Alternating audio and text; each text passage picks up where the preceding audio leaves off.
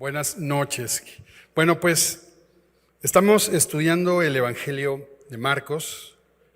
Tenemos como 7 semanas estudiando el capítulo 1 y yo creo que hoy vamos a acabar ya el capítulo 1 por fin. Ya parece que no queremos irnos del capítulo 1, faltan 16, pero vamos a estudiar los versículos 21 al 45 de Marcos 1. Si traes tu Biblia, por ahí vela preparando, Marcos 1, 21. ¿Usas agenda? Una pregunta así antes de empezar. ¿Usas agenda? ¿Utilizas usar agenda? ¿Sí? Ah, qué bien, pues qué organizados son, ¿eh? ¿Cómo la usas? ¿Física o en tu teléfono, en tu computadora? ¿Cómo usas? De las 3, ¿no? Así. De todas maneras se me olvida.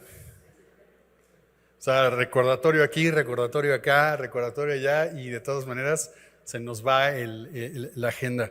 Yo recuerdo, soy joven, pero yo recuerdo cuando salió por primera vez este aparato que se llamaba, se me fue, Palm. ¿Se acuerdan de la Palm? Sí, ¿no? Ahí todos querían traer su Palm, ¿no? Y yo, estaba apenas, creo que terminando la universidad y me compré una así, ni la usaba, ¿no? Pues que apenas ahí. Yo quería llenarla, ¿no? Pero pues no funcionaba, ¿no? Después que hubo, pues BlackBerry, ya luego los teléfonos inteligentes y luego, ya realmente ahora veo que, ¿mandé? Veo que ya las personas normalmente usamos ya un dispositivo electrónico para registrar nuestras agendas, ¿no? Y nuestras actividades, etcétera, nuestros recordatorios y todo eso, ¿no? Pero, ¿qué pasaría si tuviéramos tú y yo oportunidad de ver la agenda de Jesús? ¿Cómo era la agenda de Jesús? O sea, ¿cómo eran sus actividades? ¿Cómo programaba sus actividades? ¿Qué hacía en la mañana? ¿Qué hacía por la tarde? ¿Qué hacía por la noche? ¿Te gustaría eso? Bueno, estos versículos 21 al 45 que vamos a estudiar es un día en la vida de Jesús. El Evangelio de Marcos nos va a dar un panorama de cómo eran los días, el día a día de Jesús. Y así nos vamos a poder dar una idea del trabajo de Jesús y de la obra de Jesús que hizo para salvarnos. Ahora, recuerda, estamos estudiando el Evangelio de Marcos y el propósito del Evangelio de Marcos es descubrir a Jesús. No que los otros evangelios, hay 4 evangelios, Marcos es uno de ellos, no es que los demás evangelios no pretendan descubrir a Jesús, pero en especial el Evangelio de Marcos nos va poco a poco metiendo en la trama para ir descubriendo a Jesús. Pero no solo descubrir a Jesús, sino seguir a Jesús. Y para algunos de nosotros, puede ser el caso que ya tenemos algún tiempo de caminar, de haber iniciado este viaje de fe, de seguir, de haber respondido a ese llamado a Jesús. Y de pronto pensamos que ya conocemos a Jesús y que ya no sabemos el Evangelio, pero es una muy buena oportunidad para que podamos redescubrir y seguir a Jesús. Pero también si tienes poco tiempo o si apenas te estás acercando y tienes curiosidad, ¿por qué es esto de la fe? ¿Qué es esto de la Biblia? ¿Qué es esto del Evangelio? Pues es una gran oportunidad para que puedas descubrir y puedas seguir a Jesús en el mundo en el que vivimos, en las circunstancias en las que ahora vivimos. Y no perdamos de vista esto, que lo digo cada vez que empezamos. ¿Por qué habríamos de interesarnos en Jesús, una persona del siglo I en el siglo XXI? ¿Por qué? ¿Por qué estudiar este libro que puede ser tan antiguo? ¿Qué tiene de diferente? ¿Será verdad? ¿Son historias? ¿Son fábulas? ¿Son mitos? ¿Qué es? Y sabes una cosa, hay algo que tú sabes en tu corazón, tú y yo sabemos que algo falta, que algo está mal, que algo se tiene que componer afuera y en nuestro corazón. Y que por más que intentamos, no podemos salvarnos a nosotros mismos. Yo sé que tú sabes eso y si no lo sabes, pues te lo estoy diciendo. Por eso, ¿qué tal que eso que está faltando se llama Jesús? ¿Qué tal que si tienes duda, si te estás acercando por vez primera, qué tal que eso es? Pero de igual manera, si tienes mucho tiempo y si tenemos mucho tiempo en la fe, ¿qué tal que estamos buscando en otro lado lo que solo Jesús nos puede dar? Y hoy vamos a ver justamente la agenda de Jesús. Quiero solamente que oremos y leamos la porción y entremos a la porción y vayamos viendo cómo era un día en la vida de Jesús. Señor, te damos gracias por tu palabra, te damos gracias porque podemos estar reunidos, porque podemos abrir tu palabra y queremos, Señor, unirnos a ti, Señor, reconciliarnos contigo. Queremos identificarnos con la porción del texto que vamos a estudiar, Señor. Queremos que tu historia se una a nuestra historia, Señor, para reconciliarnos contigo, para descubrirte, para seguirte. Y necesitamos de tu ayuda, Señor. Por eso clamamos a ti y por eso pedimos la ayuda de tu Espíritu Santo en el nombre de Jesús. Amén. Versículo 21, capítulo 1. Y entraron en Capernaum y los días de reposo entrando en la sinagoga enseñaba. Recuerda esto, en el capítulo anterior, en la semana pasada, Jesús llama a 4 muchachos como sus discípulos, los invita a seguirle. Y estos 4 muchachos, Simón, Andrés, que son hermanos, y también estaba Jacobo, y ya se me olvidó cómo se llama el otro, y Juan, hijos de Zebedeo, era la otra pareja de hermanos que estaban ahí, que fueron invitados por Jesús a seguirle. Recuerda esto, estos 4 jovencitos pescadores en realidad eran unos aspirantes a estudiar la ley judía, la escritura. Ellos deseaban ser escribas, pero no cumplían los requisitos, así que nadie se fijó en ellos, ningún escriba famoso se fijó en ellos. Quizás no pudieron memorizar el Pentateuco, quizás no podían con los rituales o con las cosas que les pedían, así que ellos regresaron, como era la práctica, a pescar, a aprender el oficio de sus papás. Y seguramente conocieron a Jesús en la sinagoga donde iban en la región. Pero un día Jesús va y les dice: vengan conmigo, síganme, conviértanse en mis aprendices. La invitación de Jesús es: venid a mí y os haré pescadores de hombres, ¿no? Y entonces es una invitación a iniciar un viaje, un camino, un proceso de cambio, de transformación. Venid en pos de mí y haré que seáis pescadores. Habla de que vayan a Jesús. Es una invitación a seguir a Jesús y la promesa es transformación, que es lo que Dios ofrece a nuestras vidas. Es lo mismo que Dios nos ofrece a nosotros. ¿Cómo crees que sucedería ese proceso de transformación? A través de un entrenamiento, a través de estar con el Maestro, estar con Jesús, ser como Jesús y después hacer lo que Jesús hizo. Así que lo primero que haría es enseñarles, ¿no? Y entonces la primera actividad, versículos 21 al 28, es el día de reposo, es sábado, es en la mañana, y la agenda de Jesús dice: día de reposo, sinagoga, me toca predicar. ¿Ok?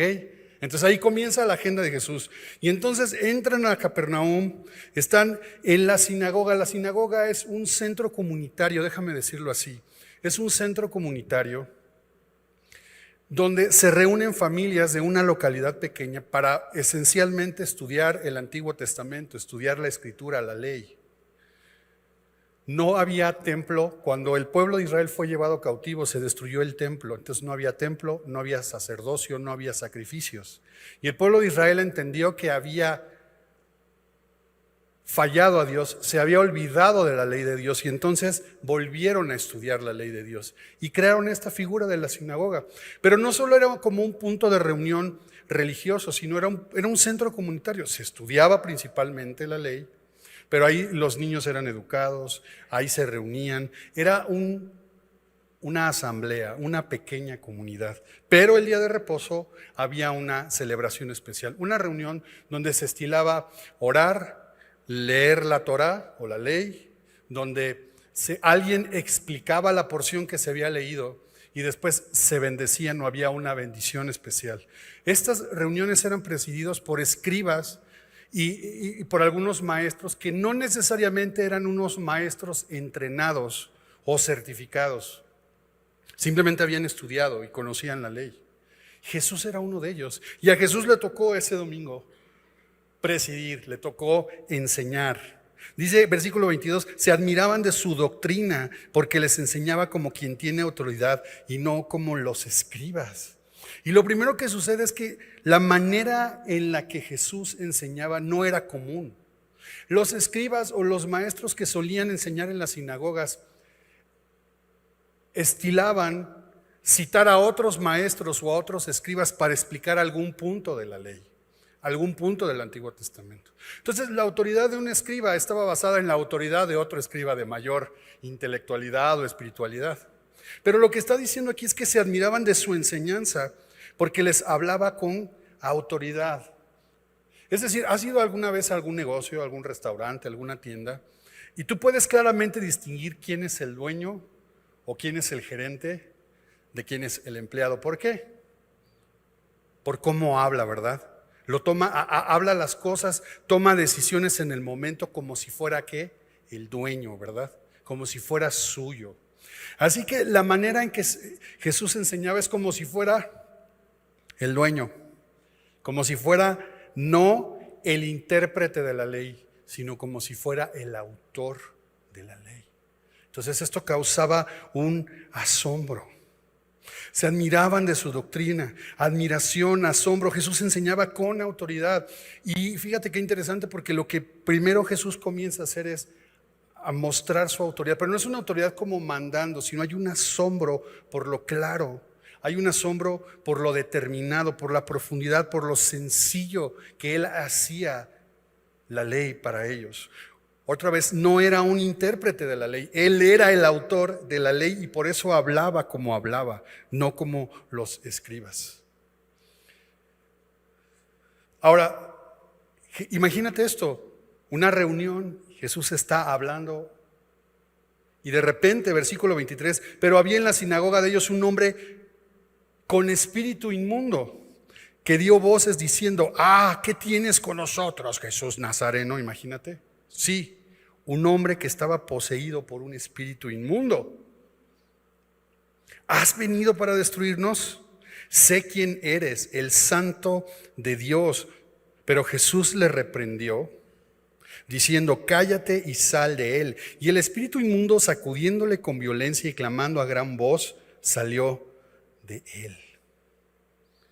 Y entonces, del asombro por la elocuencia y la sencillez de la enseñanza y de la exposición de Jesús, pasamos a algo completamente extraño, extravagante, que tú dices, ¿qué? ¿De qué se trata? ¿Por qué vine hoy a la iglesia? ¿Vamos a hablar de espíritus chocarreros? Y sí, yo sé que estás pensando, ¿y qué es eso?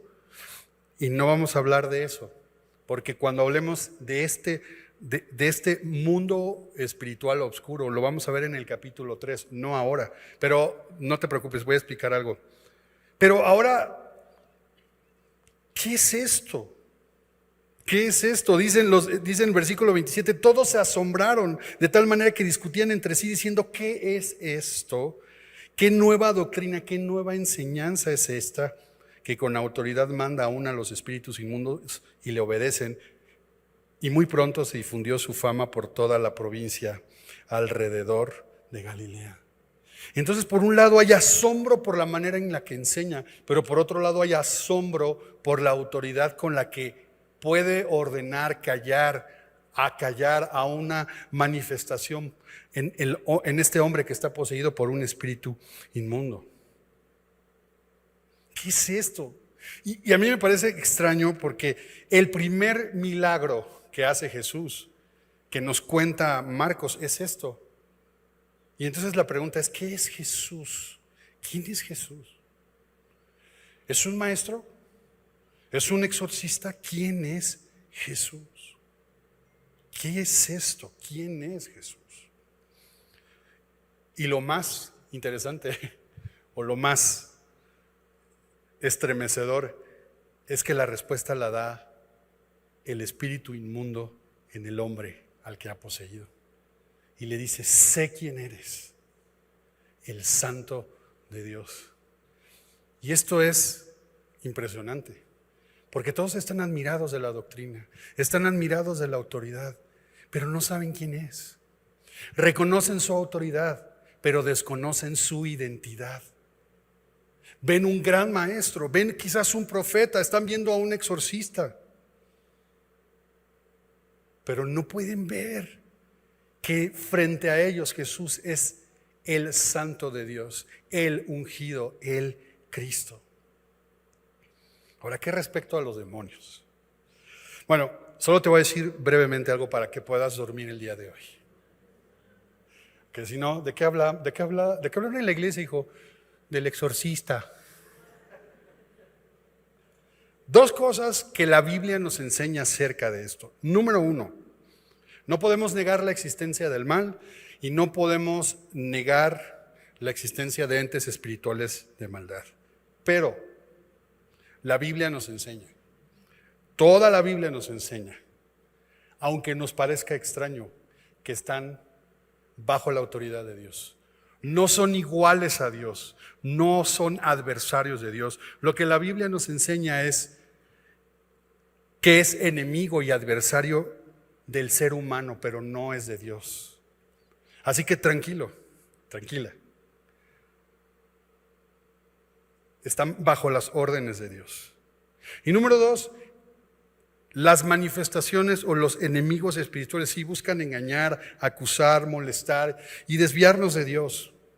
Y quizás la ventaja del diablo es que es un ser espiritual que no lo podemos percibir como estamos percibiendo la realidad ahora. Sin embargo, quiero que te quede claro esto. Dios es uno, es único, es soberano y Él tiene el control de todo. Así que lo que está sucediendo está bajo el control. Tiene un propósito, pero el propósito es impactante para nosotros porque estos espíritus, que no es la primera manifestación que vamos a ver, quieren descubrir a Jesús, pero sientes ahora la amenaza. ¿Cómo se sienten amenazados? Vienes para destruirnos. Y sí, es cierto, el reino de Dios ha llegado para restablecer el orden, la voluntad de Dios, para rescatar al hombre de las tinieblas, del poder del pecado y del engaño de Satanás. Ahora, el punto es, que me llama la atención aquí en el texto, es que en ese momento, en esa sinagoga, en el contexto en el que ellos estaban, no eran extrañas estas manifestaciones. Es decir, había toda una ideología al respecto de lo que eran.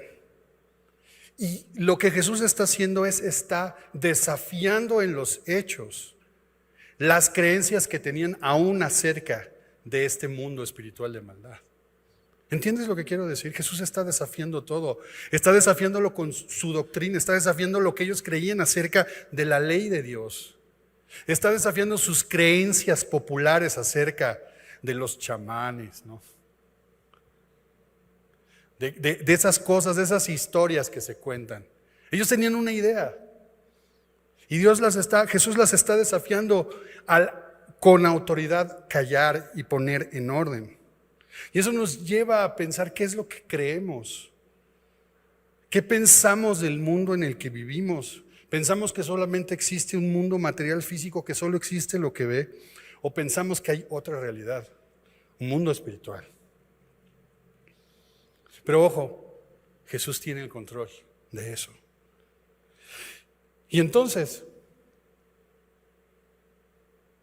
ahora Jesús es muy famoso. Su fama se ha difundido por toda la provincia alrededor de Galilea.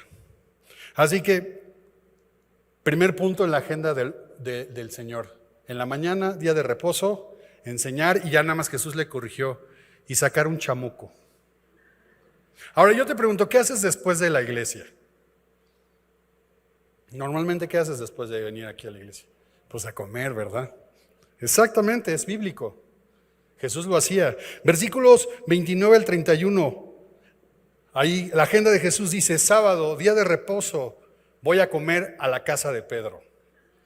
Versículo 29. Al salir de la sinagoga vinieron a casa de Simón y Andrés con Jacobo y Juan. Y la suegra de Simón estaba acostada con fiebre, y enseguida le hablaron de ella. Entonces él se acercó y la tomó de la mano y la levantó, e inmediatamente le dejó la fiebre, y ella le servía. Mira nada más, Jesús no solo expulsa demonios, sino sana suegritas. Mira nada más. ¿Sabes cómo se dice suegra en chino? ¿Sabes cómo? Lin Chen La. ¿Sabes cómo se dice en griego? Estorbas. Pero ¿sabes cómo se dice en hebreo? Ya es en serio. Ya es en serio. ¿Sabes cómo se dice en hebreo? Jamot. ¿Y sabes qué significa jamot? Amurallar, proteger. Exactamente lo que nunca pensamos de una suegra. Pero la palabra que se usa para designar suegra en el hebreo significa eso, ¿no? Y yo la verdad quiero mucho a mi suegra. Y eso ha sido para mí. Y yo sé que mi mamá para mi esposa. Ya estoy hablando ya. Pero primero hice un chiste, pero no estoy más que honrando a nuestras mamás, ¿no? Y a nuestras suegras, que esos son, a veces esos son, al menos lo han sido en mi caso, ¿no? Un muro de oración a nuestro favor, tanto mi mamá como mi suegra. Y a veces lo vemos todo lo contrario, pero ahora Jesús va a sanar a la suegra de Pedro, de Simón. Ahora, aquí ya es un acto privado. Salió de la sinagoga, ¿qué hace? Es el día de reposo. Así que eran muy pocas cosas los que la ley le permitía hacer. Fueron a la sinagoga, regresan a la casa, que debe haber estado muy cerca de la sinagoga, van a comer y se encuentra Jesús con la noticia de que la suegra de Pedro está enferma. Pero nadie le dice nada, nadie dice nada. Simplemente, ¿qué hace Jesús? Se acerca, la toma de la mano, la levantó y le dice: ándale, suegrita de Pedro, haznos un pozolito bien rico. Y sanó instantáneamente, le dejó la fiebre inmediatamente, y ahora ella les servía. Y seguimos avanzando, versos 32 al 34. Se acabó el día, llegó la noche. Cuando llegó la noche, agenda de Jesús. Ahora déjame recordarte algo. Los días comienzan al ponerse el sol, no al salir el sol. Así es como están contabilizados en la Biblia. Entonces se puso el sol, entonces terminó el día de reposo. Comienza un nuevo día. Ahora, Jesús tuvo un día intenso, ¿no? Predicar, exorcizar, sanar a la suegrita, pozolito. Cuando llega la noche, ¿qué esperarías que hiciera? Bueno, yo los domingos, cuando llego a mi casa, los domingos que me toca predicar, llego fulminado.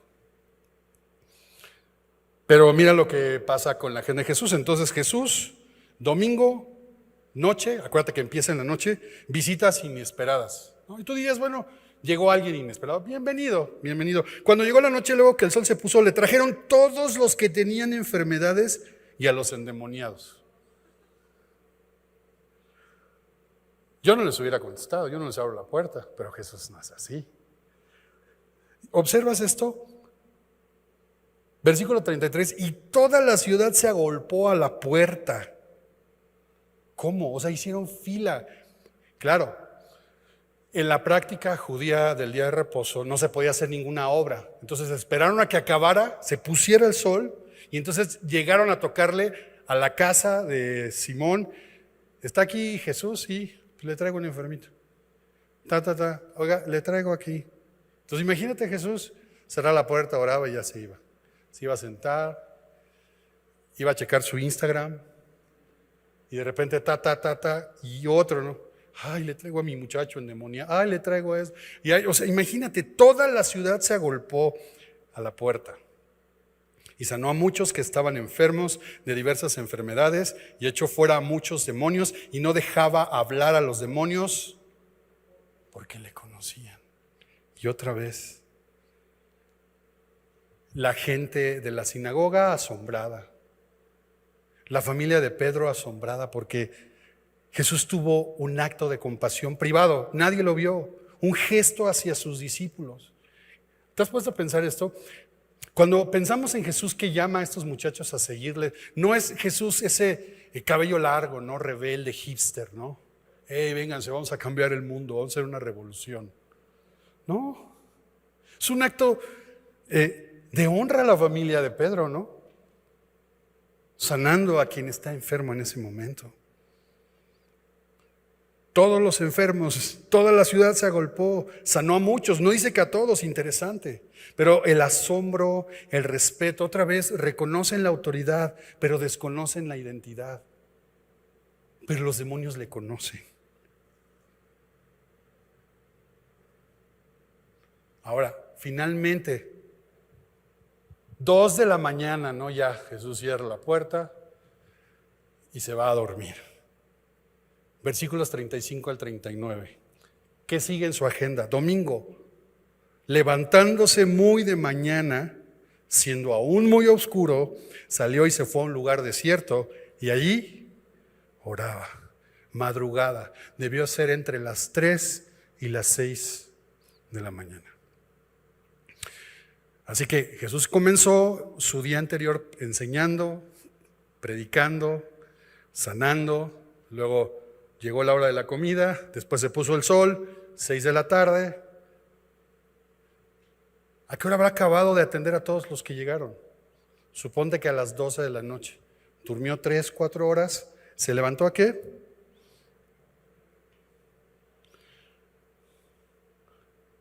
A orar. Se levantó a orar. Así que en la agenda de Jesús dice madrugada, oración y preparación. Fue a un lugar desierto y allí oraba. Fue a buscar un lugar solitario. Y qué interesante porque veíamos hace unas semanas que el desierto es un lugar de prueba y de tentación. Pero también el desierto es un lugar de encuentro con Dios. Para encontrarnos a solas con Dios. Y nosotros podríamos pensar que Jesús es Dios, no necesitaría eso, pero Él necesitaba su autoridad, provenía de su sujeción y su dependencia al Padre, y por eso Él oraba. Ahora, sigamos leyendo, dice versículo 36, y le buscó Simón y los que con él estaban. Y esto me da la impresión de que Simón, que es Pedro, sabía dónde buscar a Jesús. O sea, es decir, Jesús solía ir a orar a la misma zona todos los días, todo el tiempo. De tal manera que cuando todos lo buscaron, los discípulos sabían dónde estaba. Simón sabía dónde estaba, lo hallaron. Enseñaba, sanaba, oraba. Su autoridad provenía de su dependencia del Padre. Todos le buscaban de día, pero de noche Él buscaba en la soledad y en el silencio un momento para estar con Dios. Yo no sé si a ti te llama la atención cómo oraba Jesús, cómo era este tiempo de oración, cómo buscaba a Dios. Y en los evangelios encontramos 2 pasajes en los cuales Jesús enseña cómo orar. Bueno, déjame corregir lo que acabo de decir. Un pasaje en Mateo 6, 9 al 13, el famosísimo Padre Nuestro, donde Jesús enseña cómo orar. Déjame leerlo brevemente, Mateo 6, 9, 13, para que entendamos cómo era el sentido de esta oración. Dice Jesús: vosotros pues oraréis así: Padre nuestro, que estás en los cielos, santificado sea tu nombre, venga tu reino, hágase tu voluntad, como en el cielo, así también en la tierra. Concluía diciendo: porque tuyo es el reino y el poder y la gloria por los siglos de los siglos. Amén. Ahora, en el propio Evangelio de Marcos, en Marcos 14, 34, Jesús está en el Getsemaní. Y ese es un pasaje junto con Juan 17, cuando Jesús está orando por los discípulos, por aquellos discípulos y por los discípulos que vendrían, es decir, por ti y por mí, donde encontramos la oración de Jesús. ¿Qué oraba Jesús exactamente? Y en Marcos 14:36 Jesús está en el Getsemaní, está a punto de ser arrestado y aprehendido, y Jesús decía, Marcos 14:36, Abba Padre, todas las cosas son posibles para ti. Aparta de mí esta copa, mas no lo que yo quiero, sino lo que tú. Y esta era la oración de Jesús.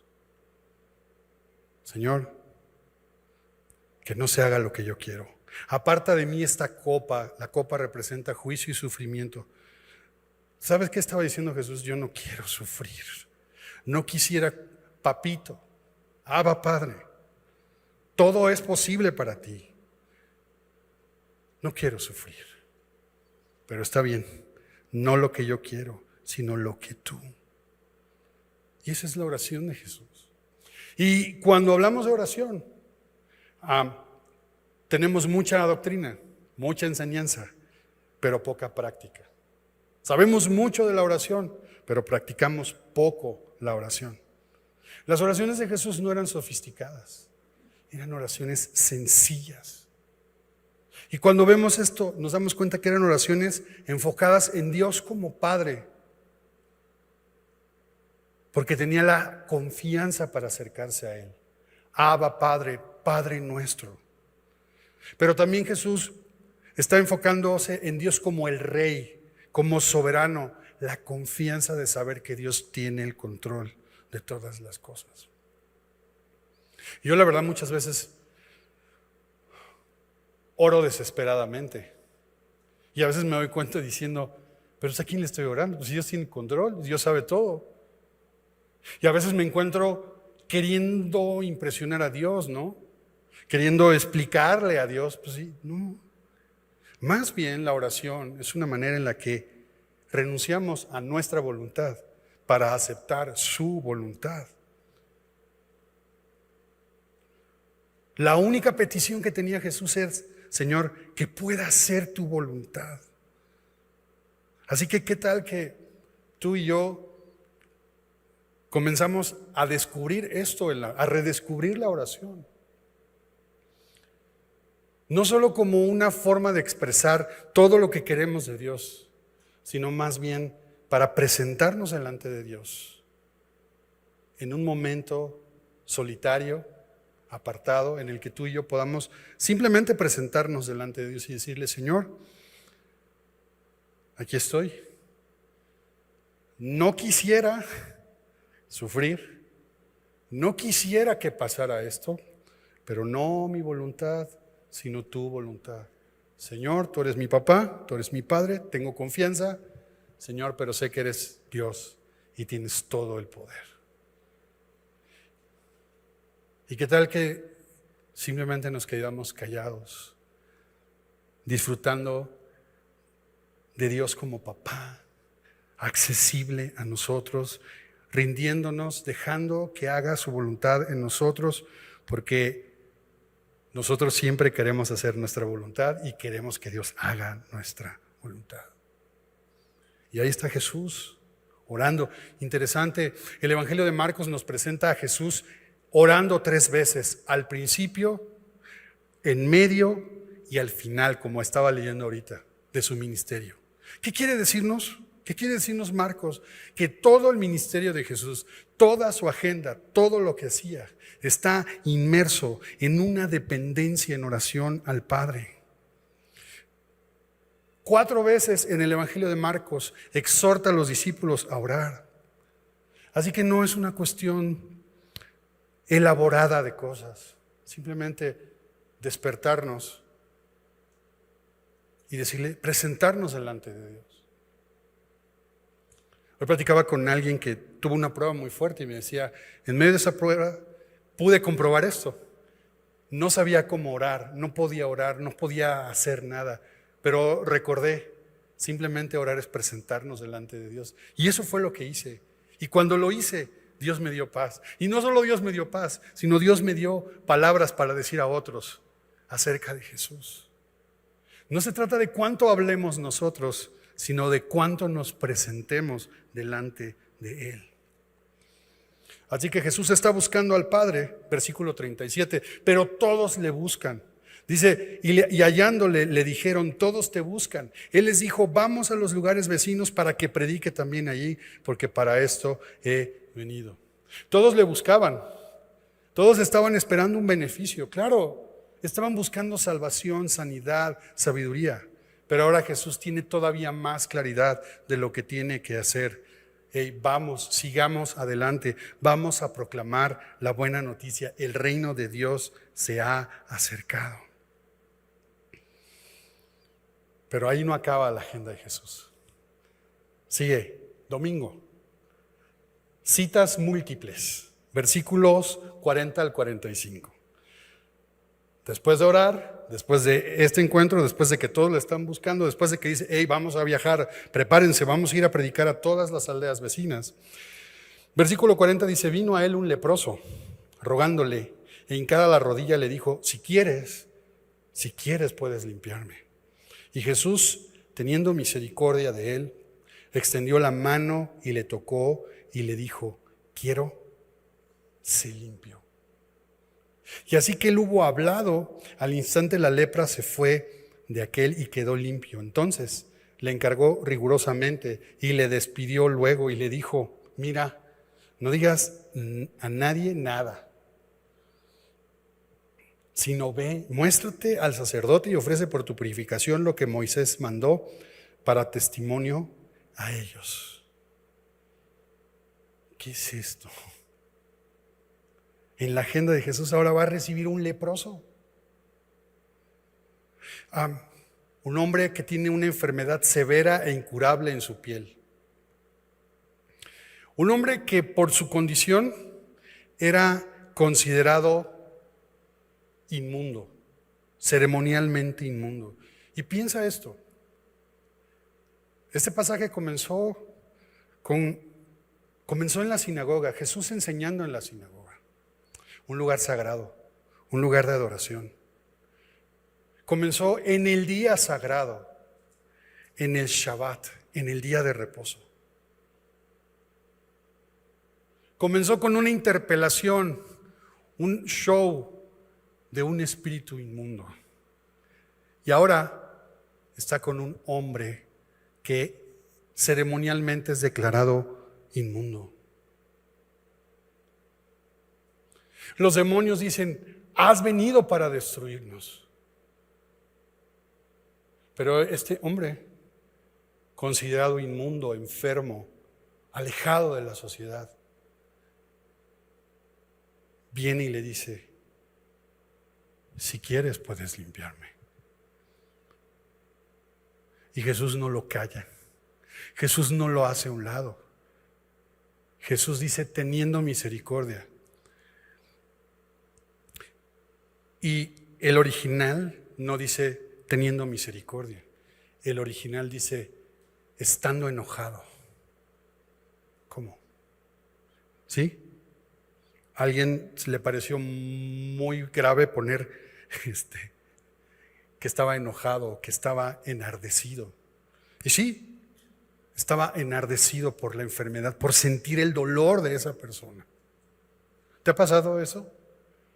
Que escuchas de una injusticia, que escuchas de un padecimiento, que escuchas de algo que alguien está pasando y tú sientes la vulnerabilidad y te puedes ver ahí y viene a ti compasión, pero estás enardecido por la injusticia, pero al mismo tiempo eres movido a misericordia. Eso es lo que hizo Jesús, teniendo compasión y misericordia de él. No lo calló. Hizo algo que es impensable que hiciera Jesús. Extendió su mano y le tocó. No tuvo miedo Jesús de ser contagiado. Y le dijo, quiero. ¿Y le dijo qué? Quiero. Le dijo, quiero. Quiero. Y ese es el mensaje de la agenda de Jesús. En la agenda de Jesús hay muchas actividades, pero hay una sola palabra que dice, quiero ser limpio. Quiero tener misericordia. Quiero. Y ese es el Jesús al que descubrimos. un hombre lleno de actividades, un hombre que tiene la misión más importante del mundo, salvar a la humanidad. El hombre más importante del mundo tiene la tarea más grande del mundo, proclamar el evangelio. Y tiene su agenda abierta, tiene horarios, tiene actividades, está lleno de cosas, pero su agenda dice: quiero ser limpio. Y está dispuesto a dejarse llenar de nuestras vidas, de nuestras actividades, de nuestras inmundicias, de nuestras enfermedades, de nuestros dolores, de nuestras preocupaciones, para decirnos: yo quiero ser limpio.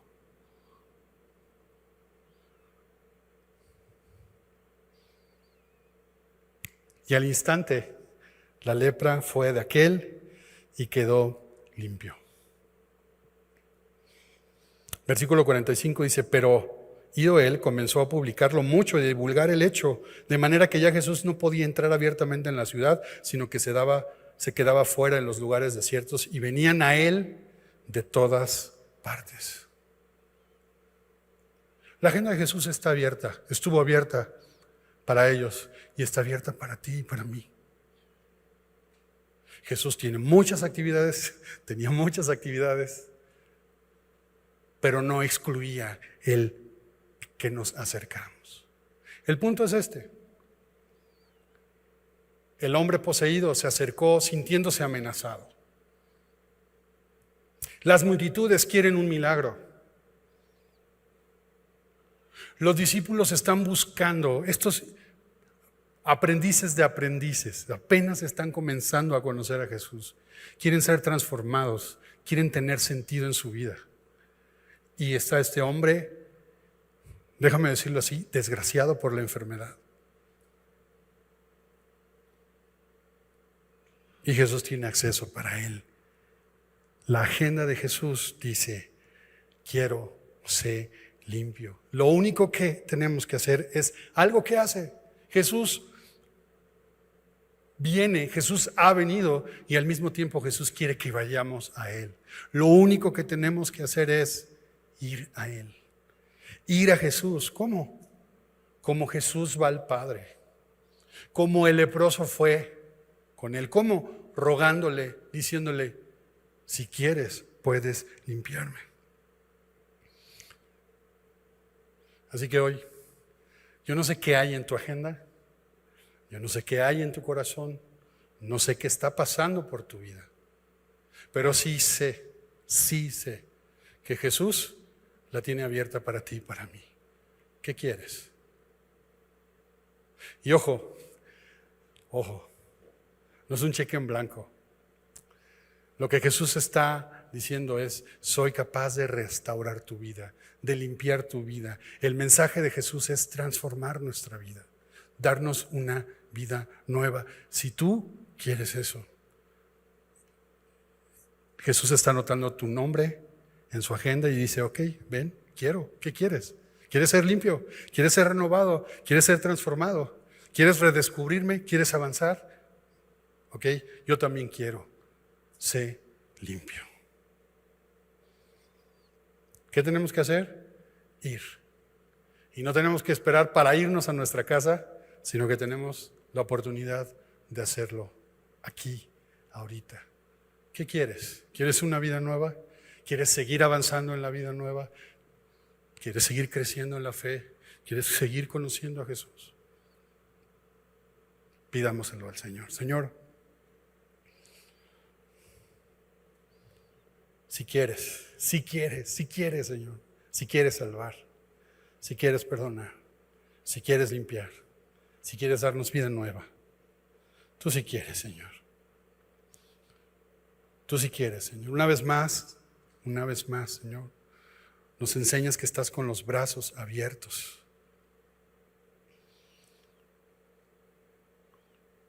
Para recibirnos. Y no venimos, Señor, a pedirte cosas de este mundo. Sí, venimos a pedirte que nos ayudes a resolver nuestros problemas, que nos limpies, que nos des otra oportunidad, que perdones nuestros pecados, que perdones nuestras malas decisiones. Venimos a pedirte que nos limpies de eso, Señor.